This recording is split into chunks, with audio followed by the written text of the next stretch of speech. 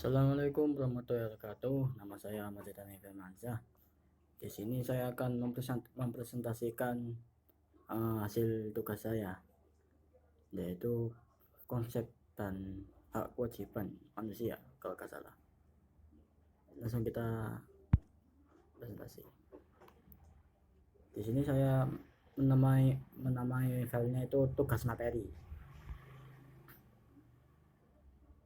Nah, ini punya saya. Konsep hak dan kewajiban asasi manusia.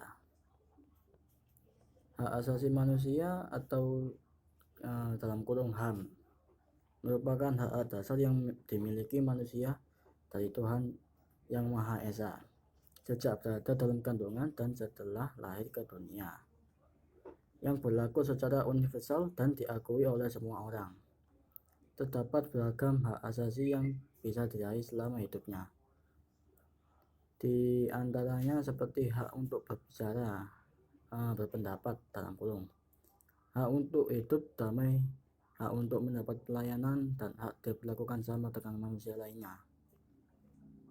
Sementara kewajiban hak asasi manusia adalah kewajiban pokok atau dasar yang melekat pada setiap manusia sebagai konsekuensi dari adanya hak asasi manusia. Kewajiban asasi menjadi kewajiban dasar disertai tanggung jawab sebagai bentuk menghormati hak asasi manusia lainnya. Konsep dari hak dan kewajiban asasi manusia bersifat universal dan tidak dipengaruhi atau dibatasi oleh status kewarganegaraannya. Hal itu disebabkan keduanya dilandaskan pada keyakinan bahwa hak dan kewajiban tersebut dianugerahkan secara alamiah oleh alam semesta, Tuhan atau nalar. Pada awalnya, hak dan kewajiban asasi manusia dikembangkan pada abad pencerahan, kemudian berpengaruh dalam wacana politik selama revolusi Amerika dan Prancis. Setelah itu konsep hak asasi manusia juga muncul dalam versi lebih modern sekitar abad ke-20, terutama setelah dirumuskannya pertanyaan umum tentang hak asasi manusia atau dalam kurung PUHAM. PUHAM itu ya yang tadi itu, pertanyaan umum hak asasi manusia, pada tahun 1948 di Paris, Prancis. Semenjak itu, hak dan kewajiban asasi manusia telah mengalami perkembangan yang pesat.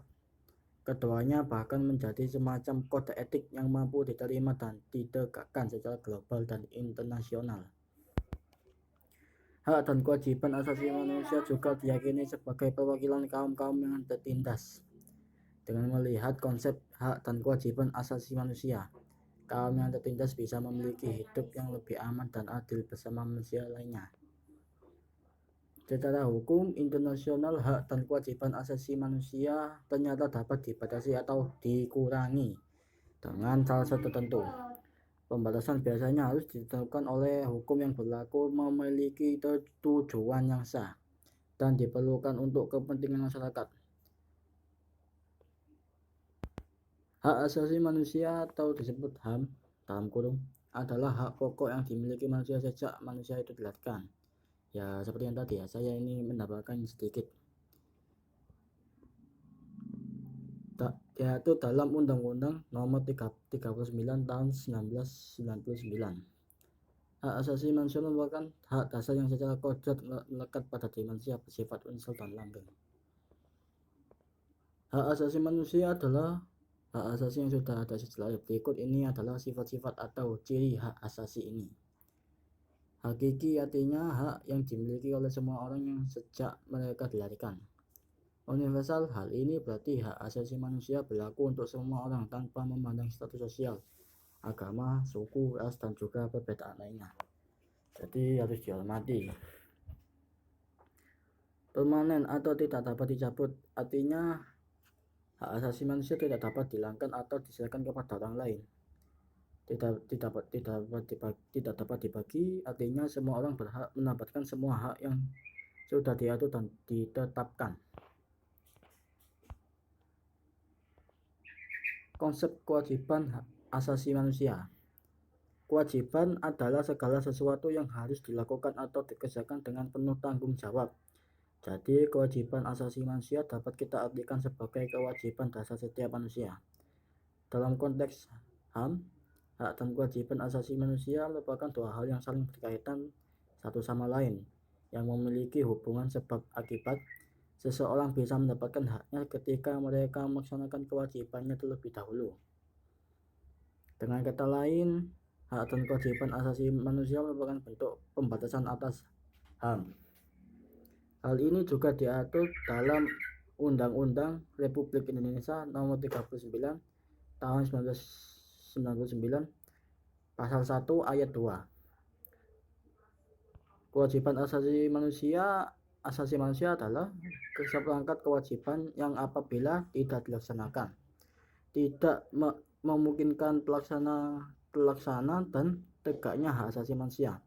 Artinya, kewajiban asasi manusia adalah kewajiban yang harus dijalankan setiap manusia yang bertujuan untuk menegakkan HAM. Ciri-ciri hak asasi manusia dikutip dari buku Pendidikan Pancasila dan Kewarganegaraan tahun 2017. Nah, saya ini ambilnya di mana ya, di web-web yang itulah, di Google lah, atau yang di Chrome. John Richardson, anggota Komisi Hak Asasi Manusia Perserikatan Bangsa-Bangsa, mengartikan hak asasi manusia sebagai hak-hak yang melekat dalam diri manusia, dan tanpa hak itu manusia tidak dapat hidup sebagai manusia. Dari pengertian tersebut, pada hakikatnya dalam HAM terkandung dua makna sebagai berikut. HAM merupakan hak alamiah yang melekat pada diri manusia dan dibawa sejak lahir. Hak alamiah adalah hak kodrati manusia sebagai insan merdeka serta memiliki akal budi dan kemanusiaan. HAM tidak dapat direbut oleh siapapun dari pemiliknya. Hal ini berarti bahwa HAM bersifat mutlak. Adapun batasan HAM adalah HAM melekat pada orang lain. HAM merupakan wujud eksistensi dari manusia. Apabila hak ini dicabut, maka manusia tidak dapat hidup sebagai manusia. 3. HAM merupakan instrumen alat untuk menjaga harkat dan martabat manusia sesuai dengan kodrat kemanusiaannya yang luhur. Dengan adanya HAM, manusia akan hidup sesuai dengan harkat dan martabat kemanusiaannya sebagai makhluk Tuhan yang paling sempurna. Nah, ini yang tadi ya, ciri-ciri hak asasi manusia sebagai berikut. Saya tambahkan lagi di sini.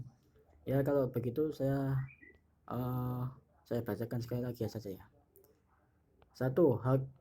Hakiki artinya sejak hak asasi manusia adalah hak asasi semua umat manusia yang sudah ada sejak lahir. Universal artinya hak asasi manusia berlaku untuk semua orang tanpa memandang status, suku, bangsa, gender, atau perbedaan lainnya. Tidak dapat dicabut artinya hak asasi manusia tidak dapat dicabut atau diserahkan kepada pihak lain. 4. Tidak dapat dibagi artinya semua orang berhak mendapatkan semua hak, apakah hak sipil dan politik atau hak ekonomi, sosial dan budayanya. Terima kasih yang sudah melihat presentasi saya. Saya akhiri. Wassalamualaikum warahmatullahi wabarakatuh.